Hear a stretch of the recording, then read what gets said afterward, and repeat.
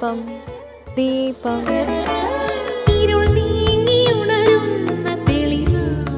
ഏവർക്കും സന്ധ്യാദീപത്തിലേക്ക് സ്വാഗതം.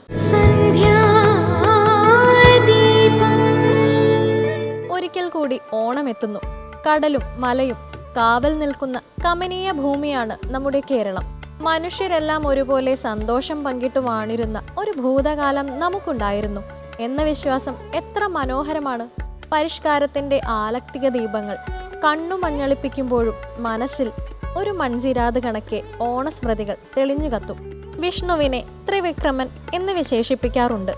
വാമനരൂപിയായി മഹാബലിയുടെ മുൻപിലെത്തി 3 അടി ഭൂമിയെ യാചിച്ച വിഷ്ണു ലോകമളക്കാൻ വിശ്വരൂപം പൂണ്ട ഭാവമാണിത്.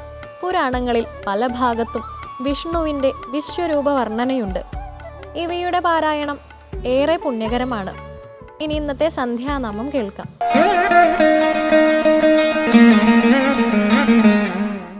കേശാദിപാദം തൊഴുന്നേൻ കേശവ, കേശാദിപാദം തൊഴുന്നേൻ, കേശാദിപാദം തൊഴുന്നേൻ കേശവ, കേശാദിപാദം തൊഴുന്നേൻ. പീലിച്ചുരുൾ മുടിയും നീലത്തിരുവുടലും ഭാലത്തൊടു കുറിയും താണു തൊഴുന്നേ കേശാദിപാദം തൊഴുന്നേ കേശവ, കേശാദിപാദം തൊഴുന്നേ. മകരകുണ്ടലമിട്ട മലർക്കാത് തൊഴുന്നേ,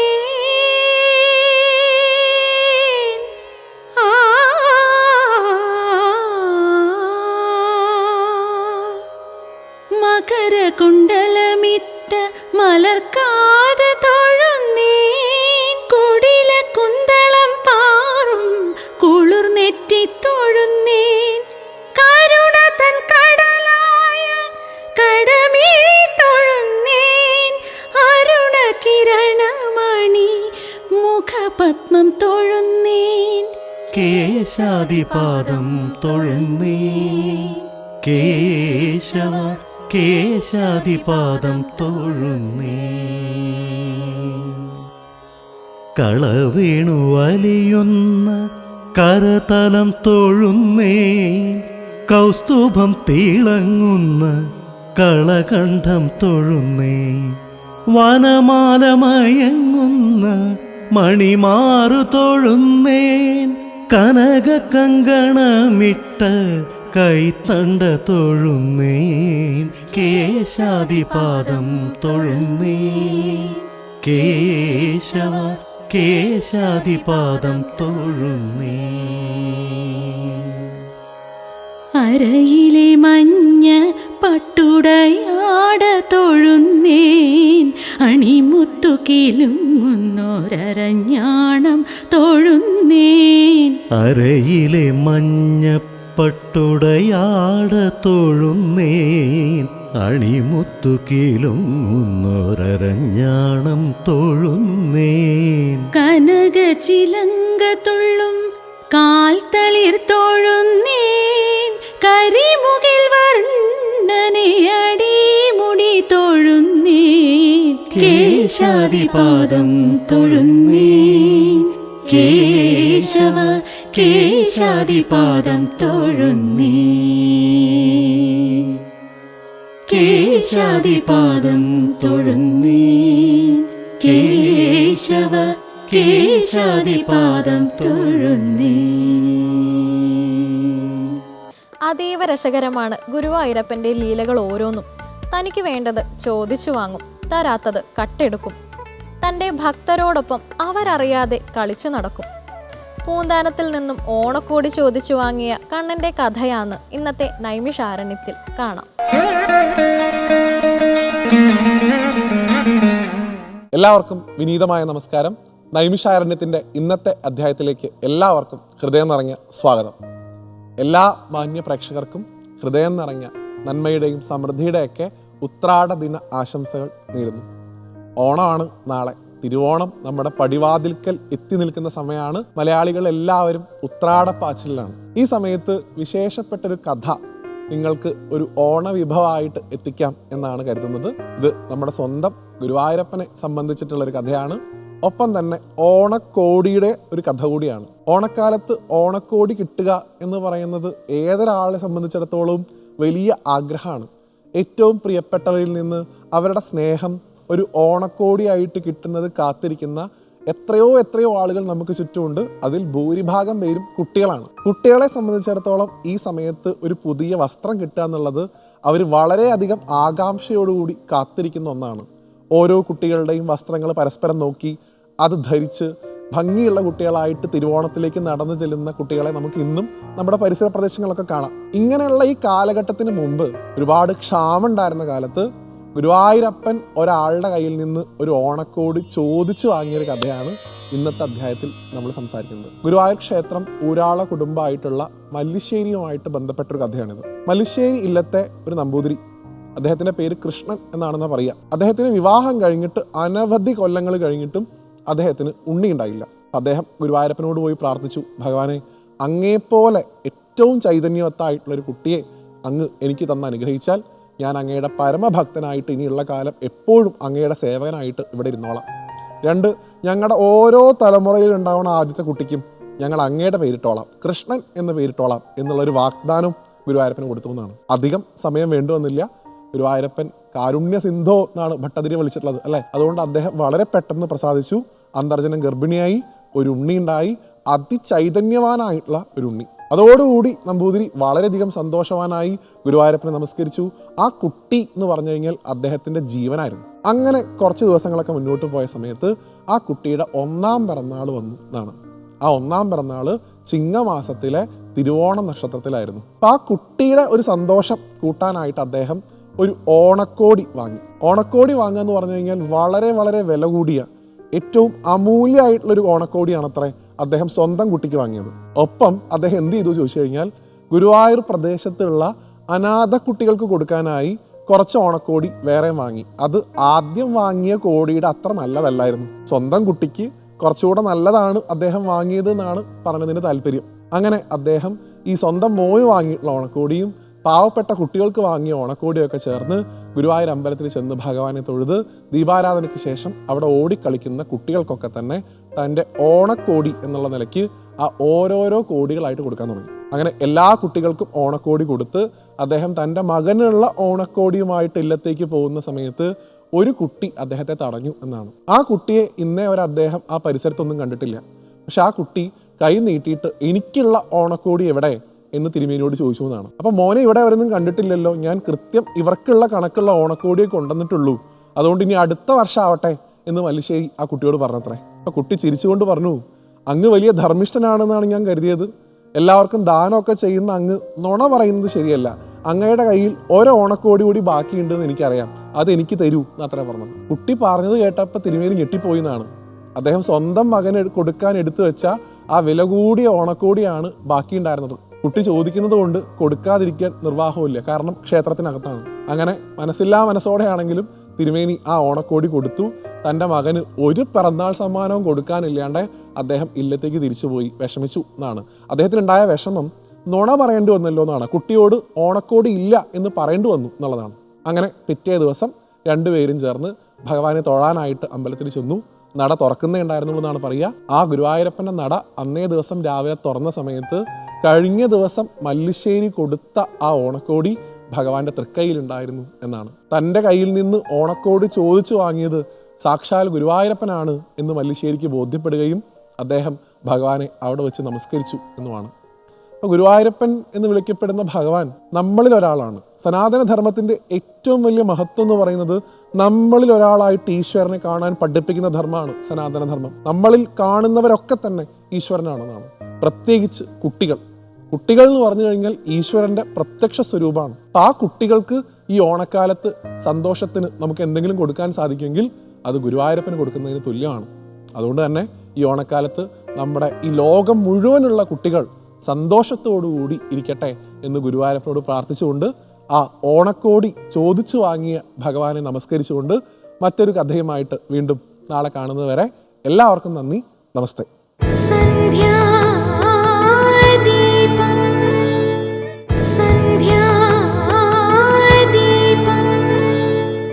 ഓണക്കോടി, ഓണസദ്യ എന്നിവ നമുക്ക് മാത്രമല്ല നമ്മുടെ ദേവീദേവന്മാർക്കുമുണ്ട്. അത്തച്ചമയം, ഓണവില്ല് മുതലായ പ്രത്യേക ആചാരങ്ങൾ നിലവിലുള്ള ക്ഷേത്രങ്ങളുമുണ്ട് കേരളക്കരയിൽ. ഇനി ഇന്നത്തെ ദീപാരാധന കാഴ്ചയ്ക്കായി ക്ഷേത്രാങ്കണത്തിലേക്ക് പോകാം.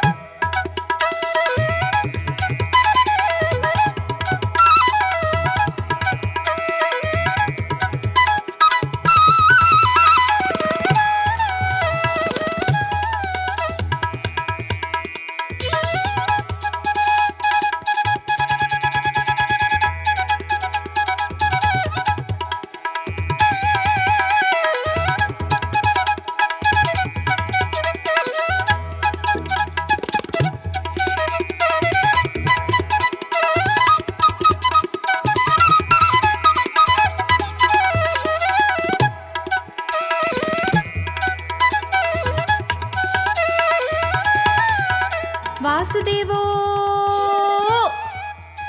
വാസുദേവോ വാസുദേവോ.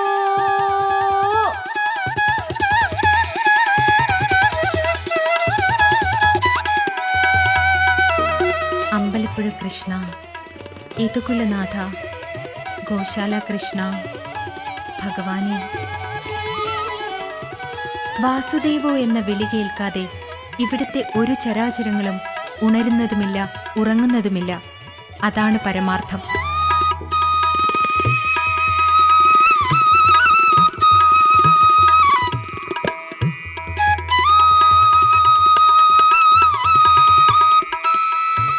ഇന്ന് പ്രദക്ഷിണ വഴികളിൽ അമ്പലപ്പുഴ കൃഷ്ണന്റെ അരികിലണഞ്ഞ് ഭഗവാന്റെ കഥകൾ പറഞ്ഞ് ഭഗവാനെ അറിഞ്ഞ് ഈ പുണ്യഭൂമിയിൽ സ്പർശിക്കാൻ കിട്ടിയ പുണ്യദിനം.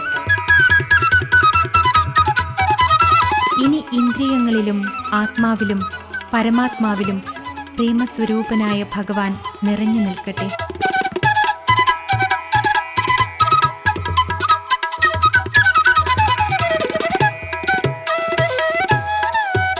മനസ്സ് വൃന്ദാവനവും ഹൃദയം മധുരാപുരിയും ആത്മാവ് ദ്വാരകയുമാകുമ്പോൾ ഓരോ കോശങ്ങളിലും ആനന്ദഭരിതമായ ഭഗവാന്റെ വേണുഗാനം നിറയുകയായി.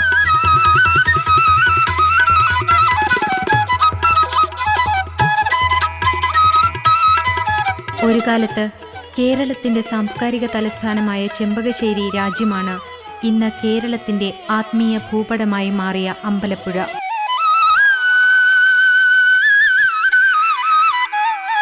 ദേവനാരായണന്മാരെന്ന വിളിപ്പേരുള്ള ചെമ്പകശ്ശേരി രാജാക്കന്മാരുടെ ഭരണകാലത്താണ് ക്ഷേത്രം നിർമ്മിക്കുന്നത്.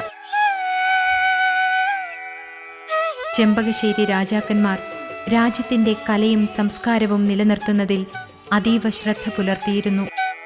ശ്രീകൃഷ്ണ ഭഗവാന്റെ പരമഭക്തനായ വില്ലുമംഗലം അമ്പലപ്പുഴയുടെ കലാകേദാരഭൂമിയിലേക്ക് നടത്തിയ സന്ദർശനമാണ് ഇന്നു കാണുന്ന ക്ഷേത്രനിർമ്മിതിക്ക് കാരണമായത്.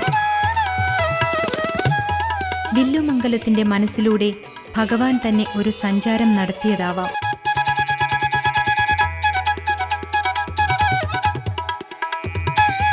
യുഗാന്തരങ്ങളിലെ ജനിമൃതികളിലൂടെ വിവിധ ദേശങ്ങളിലും കാലഭേദങ്ങളിലൂടെയും മോക്ഷപ്രയാണം നടത്തുന്ന തൻ്റെ ഭക്തരിലേക്ക് ദർശനം നടത്തുവാൻ ഭഗവാൻ കണ്ടെത്തിയ പുണ്യഭൂമി തന്നെയാവണം അമ്പലപ്പുഴ ദേശം.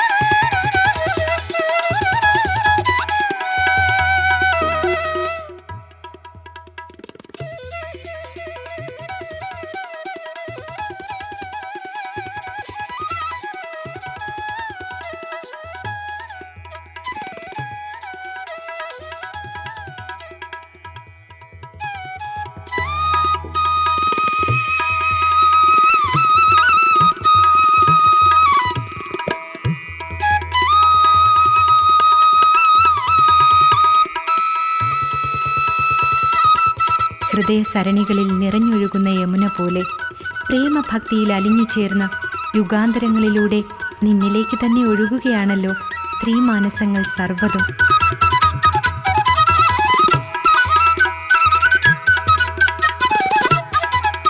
ദ്വാപരത്തിൽ അമ്പാടിയിലെ സ്ത്രീജനങ്ങളായിരുന്നുവല്ലോ ഈ ഭൂമിയിലെ ഏറ്റവും പുണ്യം ചെയ്തവർ.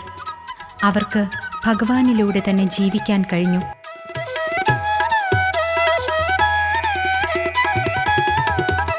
ഭഗവാനിലൂടെ സ്വപ്നം കണ്ട്, ഭഗവാനിലൂടെ പ്രവർത്തിച്ച്, ഭഗവാനിലൂടെ ആനന്ദിച്ച് മോക്ഷം നേടിയ പുണ്യജന്മങ്ങൾ.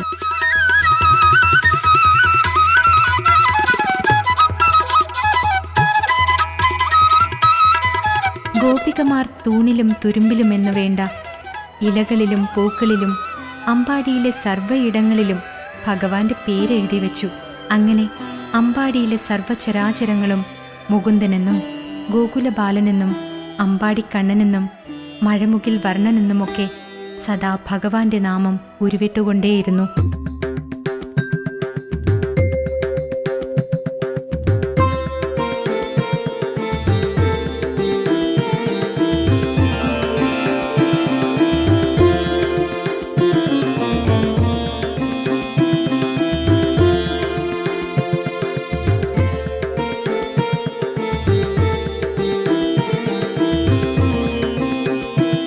ഭഗവത് ചിന്തകളാലും ഭഗവാന്റെ വേണുനാദം കേട്ടും അമൃതമായ ജീവിതം കൊണ്ട് ധന്യരായവർ.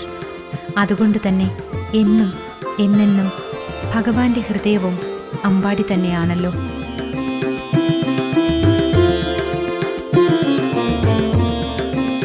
യുഗങ്ങൾക്കിപ്പുറം ഇവിടെ അമ്പലപ്പുഴ ക്ഷേത്രവും അമ്പാടി പോലെ തന്നെ. ക്ഷേത്രം ഭഗവാന്റെ ശരീരം തന്നെയാണല്ലോ. അങ്ങനെയെങ്കിൽ ഇവിടുത്തെ ഓരോ കോശങ്ങളിലും പ്രദക്ഷിണ വഴികളിലും ഭഗവത് നാമം നിറയുന്നു.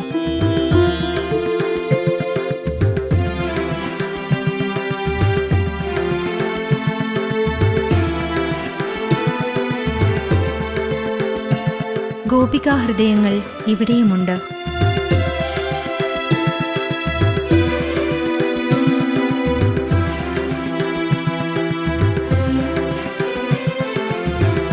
മനസ്സിലെ നീല സരസ്സുകളിലെ കമലദലങ്ങളിൽ മുകുന്ദ നിന്റെ കേശാദിപാദം പ്രതിഷ്ഠിച്ച് ഭഗവാന്റെ ഒരു സ്വപ്ന ദർശനമെങ്കിലും കിട്ടുവാൻ മോഹിച്ച് ഭഗവാനിലൂടെ മോക്ഷം കാമിച്ച് ജീവിക്കുന്നവർ.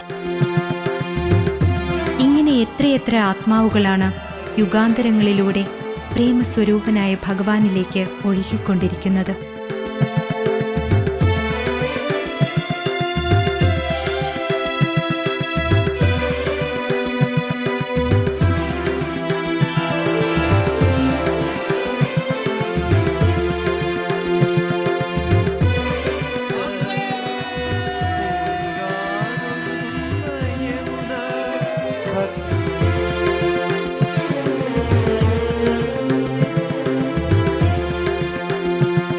ഗോശാല കൃഷ്ണൻ വാഴുന്ന അമ്പലപ്പുഴയെന്ന പേര് കേൾക്കുമ്പോൾ തന്നെ ചുണ്ടുകളിൽ മധുരം കിനിയും.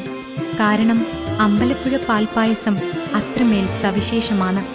ഭഗവാന്റെ അധരം മധുരം വദനം മധുരം എന്ന് പറയുന്നത് പോലെ പാൽപ്പായസം നുണയുന്ന ഓരോ ഭക്തജനങ്ങളുടെയും ആത്മാവിലേക്ക് ഭഗവാന്റെ പ്രേമമധുരം തന്നെയാണ് അലിഞ്ഞിറങ്ങുന്നത്.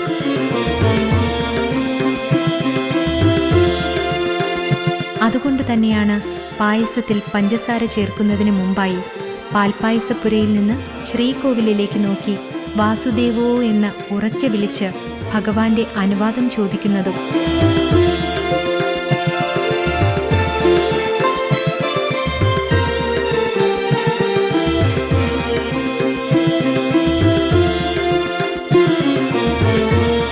അമ്പലപ്പുഴ പാൽപ്പായസത്തിന്റെ രുചിക്കൂട്ട് ഒരിക്കൽ മാർത്താണ്ഡവർമ്മ മഹാരാജാവ് പോലും അനന്തപുരിയിലേക്ക് സ്വന്തമാക്കാൻ ശ്രമിച്ചിട്ടും പരാജയപ്പെട്ടുവെന്നാണ് ചരിത്രം പറയുന്നത്. അല്ലെങ്കിൽ തന്നെ ഭഗവാന്റെ രുചിക്കൂട്ടുകൾ ആർക്കാണ് അനുകരിക്കാൻ കഴിയുക? ആ മധുരോദാരമായ കൃപ ഒരു കുഞ്ഞിനെ പോലെ ഏറ്റുവാങ്ങുക, അത്ര തന്നെ.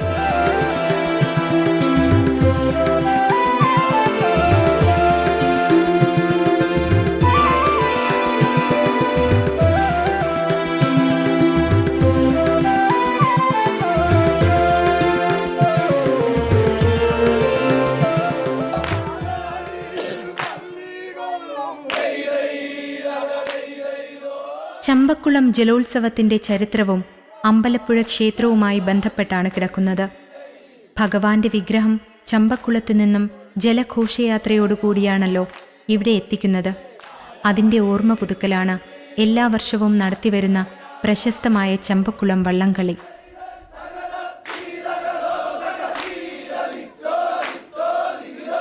ഇവിടെ ഒരു കൂട്ടം വഞ്ചിപ്പാട്ടുകാരും തുഴക്കാരും ഒന്നു ചേർന്ന് ഭഗവാന് മുന്നിൽ തങ്ങളുടെ ഗാനാർച്ചന സമർപ്പിക്കുകയാണ്. ഇനിയുള്ള ഇവരുടെ യാത്രകളിൽ ആത്മാവിൽ ഭക്തിയും തുഴകളിൽ ഭഗവാന്റെ കൃപാകടാക്ഷവും പുണ്യവും സംയോജിക്കും.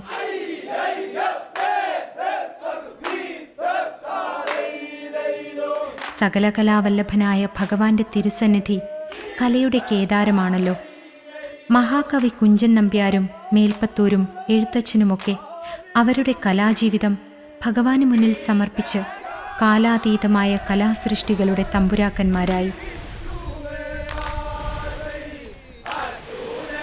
നവരസമാർന്ന ഭഗവാന്റെ ജീവിതലീലകളിൽ അലിഞ്ഞു ചേരുന്നത് തന്നെയാണല്ലോ ഓരോ കലാകാരൻ്റെയും സ്വപ്നവും പ്രാർത്ഥനയും സ്വാസ്ഥ്യവും.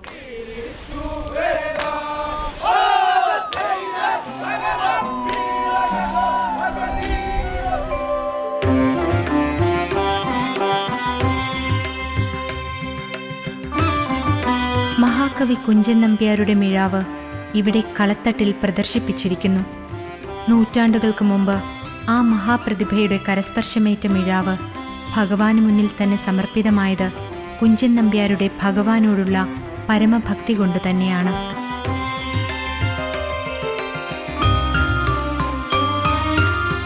ക്ഷേത്രത്തിനോട് ചേർന്ന് നാടകശാലയിൽ മിക്കപ്പോഴും സപ്താഹങ്ങളും കലാപരിപാടികളും നടക്കുന്നു. ഇന്ന് നാടകശാലയിൽ രുക്മിണി സ്വയംവരത്തിനുള്ള ഒരുക്കങ്ങൾ നടക്കുകയാണ്.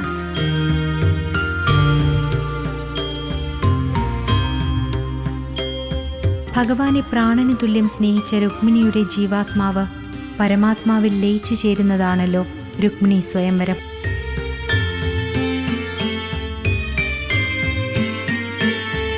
അമ്പലപ്പുഴയുടെ ആകാശങ്ങളിലെ മേഘരൂപങ്ങളിൽ ചന്ദ്രോത്സവങ്ങളുടെ അരങ്ങൊരുങ്ങി. സന്ധ്യയായി, ദീപങ്ങൾ തെളിയുകയായി.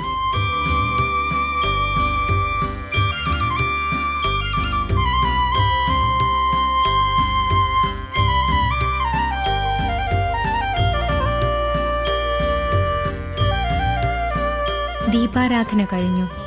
ഇനി ശീവേലി. മോക്ഷസാഗരത്തിലേക്ക് ലയിക്കാൻ ഭക്തർ ഒഴുകിച്ചേർന്നു.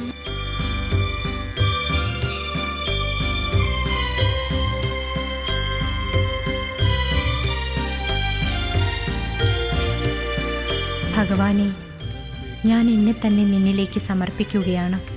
എൻ്റെ സ്വപ്നവും മോഹവും മോക്ഷവും നീ തന്നെ. എൻ്റെ കണ്ണീര് യമുനയാകുമ്പോൾ എൻ്റെ വേദനകൾ നിന്റെ മുരളീനാദമായി ഒഴുകട്ടെ.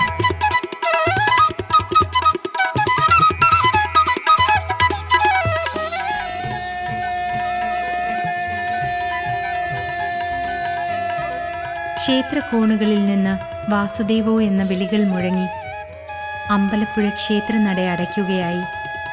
ഇനി അമ്പലപ്പുഴയുടെ ആകാശങ്ങളിൽ നിന്നും ത്രിഭുവനമാകെ ആ മുരളീനാദം ഒഴുകി നിറയട്ടെ. പഴയ കാലങ്ങളെക്കുറിച്ച് ഓർക്കുന്നത് ഒരു പ്രത്യേക സുഖം നൽകും. നമ്മുടെ കുട്ടിക്കാലത്തെ ഓണം, അതിനു മുൻപുള്ള തലമുറയുടെ ഓണം, ഇതിനെക്കുറിച്ചെല്ലാം ഒന്ന് ചിന്തിച്ചു നോക്കൂ. ഉണർന്നിരുന്നു കാണാവുന്ന സുന്ദരമായ സ്വപ്നങ്ങളാണവ. ഏവർക്കും ഓണാശംസകൾ നേർന്നുകൊണ്ട് ഇന്നത്തെ സന്ധ്യാദീപം ഇവിടെ പൂർണ്ണമാകുന്നു. നന്ദി.